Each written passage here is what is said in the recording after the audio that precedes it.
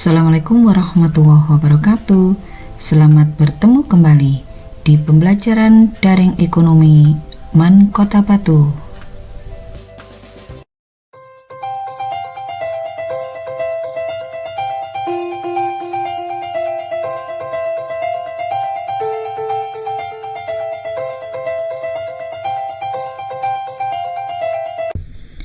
Persamaan dasar akuntansi digunakan untuk mencatat transaksi perusahaan, sehingga perusahaan dapat melihat sejauh mana pengaruh transaksi tersebut terhadap posisi keuangan perusahaan.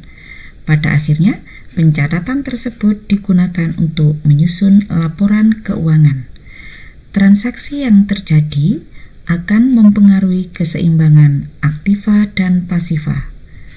Apa itu aktiva dan pasiva? Aktiva adalah struktur persamaan akuntansi yang berada di sebelah kiri atau disebut juga dengan harta, kekayaan, atau sumber daya perusahaan. Pasiva adalah struktur persamaan akuntansi yang berada di sebelah kanan atau disebut juga dengan pengorbanan finansial perusahaan, baik berupa utang maupun modal. Dalam persamaan akuntansi, aktiva sama dengan pasiva, harta sama dengan utang plus modal. Contoh, pada tanggal 1 Oktober 2011, Tuan Budi menyetor uang pribadinya sebesar 5 juta sebagai modal untuk mendirikan perusahaan dengan nama Servis Bagus Komputer.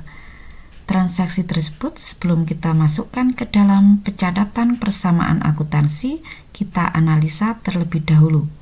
Adanya setoran uang pribadi akan membuat harta berupa kas atau uang tunai bertambah 5 juta di sisi aktiva, dan di sisi lainnya pasiva berupa modal juga bertambah sebesar 5 juta rupiah. Selanjutnya, hasil analisa tadi kita masukkan ke dalam tabel persamaan akuntansi. Dari analisa tadi, harta berupa kas bertambah 5 juta, modal Tuan Budi juga bertambah 5 juta. Perhatikan, kas di sini adalah aktiva, modal Tuan Budi adalah pasiva. Aktiva sama dengan pasiva, senilai 5 juta. Jangan lupa tulis tanggalnya, tanggal transaksi adalah 1 Oktober. Transaksi berikutnya, tanggal 2 Oktober dibayar sewa gedung selama 6 bulan sebesar 1.200.000. Transaksi ini mempengaruhi kas atau uang tunai kita. Uang tunai kita untuk membayar sewa gedung berkurang 1.200.000. Sedangkan sewa gedung merupakan aset kita karena belum jatuh tempo. Aset kita menjadi bertambah 1.200.000. Kita masukkan ke dalam tabel persamaan akuntansi. Kita tulis dulu saldo lamanya. Tadi ada kas 5 juta dan modal 5 juta. Karena ada transaksi sewa gedung, maka kita tambahkan di sini sewa gedung. Kemudian kita masukkan transaksi berikutnya tanggal 2, kas berkurang 1.200.000 dikasih tanda dalam kurung, ini menunjukkan berkurang. Sewa gedung bertambah 1.200.000. Sehingga saldo baru 5 juta dikurangi 1.200.000 dan sewa gedung tinggal menurunkan ke bawah 1.200.000. Total aktiva 5 juta sama dengan total pasiva juga 5 juta. Modalnya tinggal kita turunkan. Contoh berikutnya berupa transaksi pembelian perlengkapan servis. Pembelian perlengkapan servis pada tanggal 3 Oktober 2011 sebesar Rp100.000 secara tunai. Kita analisa karena ada pembelian perlengkapan servis secara tunai, maka mengurangi harta berupa kas sebesar Rp100.000. Di satu sisi, harta yang lainnya atau aktiva yang lainnya berupa perlengkapan bertambah sebesar Rp100.000. Analisa tersebut kita masukkan ke dalam persamaan akuntansi. Saldo awal kita tulis dulu, 3.800.000 ditambah 1.200.000 sama dengan 5 juta. Berikutnya, transaksi tanggal 3 bulan 10 kita masukkan. Kasnya berkurang 100.000. Kita masukkan di sini. Satu sisi, perlengkapan bertambah 100.000. Tadi kan kolomnya tidak ada, tadi hanya kas dan sewa gedung. Kemudian ada transaksi sehingga kita tambahkan di tengah-tengah sini. Kas plus perlengkapan. Berdasarkan apa ini? Berdasarkan tingkat likuiditas. Setelah kita masukkan transaksinya, baru kita cari saldo akhir setelah ada transaksi tanggal 1, 2, dan 3. 3.800.000 dikurangi 100.000 ketemu 3.700.000 rupiah. 100.000 untuk perlengkapan yang bertambah tadi tinggal kita turunkan.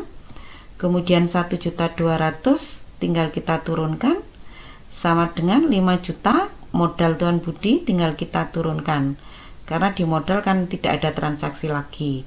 Kita cek jumlahnya, 3.700.000 rupiah ditambah 100.000 rupiah, 3.800.000 rupiah ditambah 1.200.000 rupiah, sehingga aktiva total ketemu 5 juta, sama dengan pasiva sebesar 5 juta rupiah. Tanggal 5 Oktober Tuan Budi membeli peralatan servis seharga 2 juta. Tuan Budi membayar tunai 1 juta, sedangkan sisanya dibayar kemudian. Dengan menggunakan analisa transaksi persamaan dasar akuntansi, transaksi tersebut mempengaruhi kas kita atau uang tunai kita berkurang 1 juta, harta kita berupa peralatan bertambah 2 juta, dan muncul utang atau bertambah sebesar 1 juta. Karena peralatannya seharga 2 juta, dibayar tunai 1 juta, maka muncul utang 1 juta. Kita masukkan ke dalam tabel persamaan akuntansi. Akun peralatan belum ada, sehingga kita tambahkan di kolom sebelah kanan sewa gedung, masuk dalam kolom harta atau aktiva. Kita tulis saldo awalnya. Jadi sebelum tanggal 5, saldo awalnya itu 5 juta. Kita masukkan transaksi tanggal 5, kas berkurang 1 juta, peralatan bertambah 2 juta, dan muncul utang 1 juta. Sehingga saldo akhir untuk aktiva 6 juta dan untuk pasiva juga 6 juta. Tanggal 10 Oktober 2011 diterima secara tunai pembayaran jasa perbaikan komputer sebesar 300.000.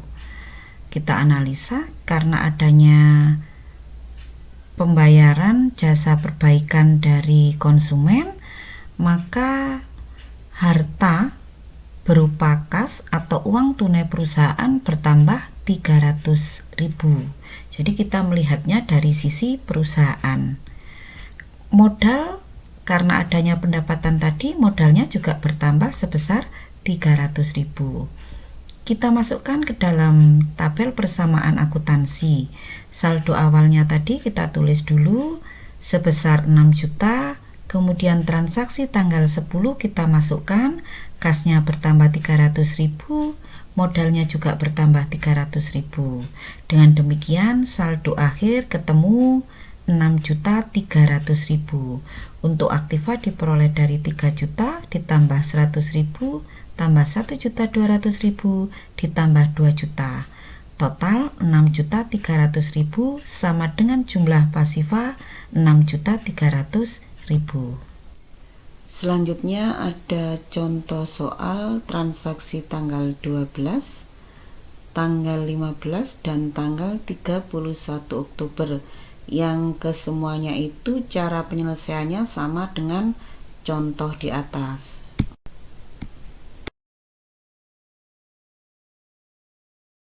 Berikut ini contoh tabel persamaan akuntansi secara keseluruhan yang disusun berdasarkan soal di atas. Diberi nama perusahaan dulu, perusahaan namanya Servis Bagus Komputer, kemudian nama pencatatannya persamaan akuntansi, dan periodenya Oktober 2011. Jadi bisa dibuat per bulan. Kemudian tabelnya secara utuh nampak di sebelah kiri dan transaksi dimasukkan secara keseluruhan nampak di contoh soal sebelah kanan. Untuk membuat pencatatan persamaan akuntansi di atas sendiri harus kita isi nama perusahaannya, nama pencatatan, dan periode. Di sini tidak saya tuliskan, hanya saya tandai seperti ini karena tidak cukup, tempatnya terlalu sempit. Coba kita lihat tanggal 1 seperti yang sudah kita bahas di atas. Tanggal 1 itu kas bertambah 5 juta, modalnya 5 juta. Dan terus ke bawah yang sudah kita bahas tadi sampai tanggal 10. Yang tanggal 12 terutama terkait dengan pembayaran utang, ya. Pembayaran utang itu menyebabkan utang kita berkurang sebesar 500.000 dan kas kita juga berkurang sebesar 500.000. Ini ada tandanya min. Kemudian tanggal 15 ada pembayaran upah. Pembayaran upah menyebabkan kas kita berkurang 300.000 karena merupakan beban upah, dan modal kita juga berkurang 300.000. Dalam rumus persamaan, beban mengurangi modal. Sedangkan pendapatan yang diterima karena melakukan jasa servis komputer itu ada di tanggal 10, menyebabkan kas kita bertambah 300.000 dan modalnya 300.000. Pendapatan sekali lagi menambah modal.